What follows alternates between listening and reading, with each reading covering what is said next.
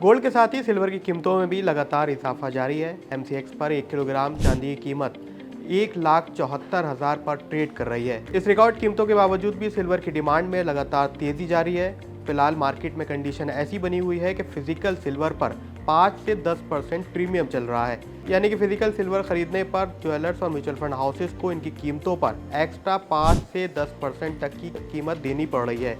इसी वजह से यूटीआई और कोटक म्यूचुअल फंड हाउसेस ने सिल्वर ईटीएफ में नए निवेश को फिलहाल रोक दिया है। ऐसा इसलिए क्योंकि फिलहाल कीमतें प्रीमियम की वजह से ऊपर चल रही हैं, जबकि एनएवी पर इसका लगातार असर पड़ रहा है। और अगर लॉन्ग ड्यूरेशन में रियल वैल्यूएशन इससे प्रभावित होती है, यानी कि एनएवी आगे जाकर गिर सकती है। ऐसे में अगर आप एक रिटेल निवेशक हैं तो आपको ऐसे समय में क्या करना चाहिए, और आखिर सिल्वर की डिमांड में इतनी तेजी क्यों बनी हुई है। डिमांड फैक्टर्स को देखें तो सिल्वर में 2025 के पहले 6 महीनों में ग्लोबल लेवल पर चांदी में रिकॉर्ड इनफ्लो नजर आया है। लगभग 95 मिलियन ऑन्स की बढ़ोतरी दर्ज की गई है। यह आंकड़ा 2024 के पूरे निवेश से भी ज़्यादा है। इसमें ग्लोबल ईटीएफ होल्डिंग्स अब $40 अरब यानी करीब 3.5 लाख करोड़ से ज़्यादा है। सिर्फ ईटीएफ ही नहीं बल्कि कई देश सिल्वर में रिजर्व रखना भी अपना बढ़ा रहे हैं।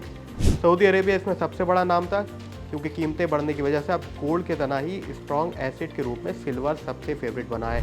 वहीं इंडिया, जो कि दुनिया में सबसे बड़ा सिल्वर कंज्यूमर मार्केट है, यहाँ पर भी फेस्टिव सीजन की वजह से चांदी की डिमांड काफ़ी ज़्यादा है, जबकि सप्लाई अभी भी कम बनी हुई है।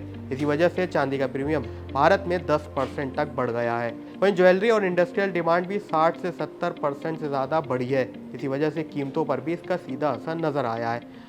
अब सबसे बड़ा सवाल है कि अगर आप एक रिटेल निवेशक हैं तो आपको क्या करना चाहिए। तो क्या आपको सिल्वर ईटीएफ में इस समय निवेश करना चाहिए, क्योंकि इस समय एनएवी पर प्रीमियम देना आपको पड़ेगा, क्योंकि कई ईटीएफ इन दोनों प्रीमियम पर ट्रेड कर रहे हैं, जिसका मतलब है कि ईटीएफ की रैली फिजिकल सिल्वर से ज़्यादा है। ऐसे में कुछ टाइम पर ये कीमतें सेटल होती हैं तो रियल वैल्यूएशन आने पर एनएवी कम होगा और आपका रिटर्न पर इसका सीधा असर पड़ेगा। हालांकि solar, electric vehicles, 5G infrastructure, semiconductor और इलेक्ट्रॉनिक जैसे सेक्टर में डिमांड बढ़ी रहने की वजह से सिल्वर के प्रोजेक्शन काफ़ी मजबूत हैं। कुछ एस्टिमेट 3 लाख रुपए तक सिल्वर की पहुंचने की वजह बता रहे हैं।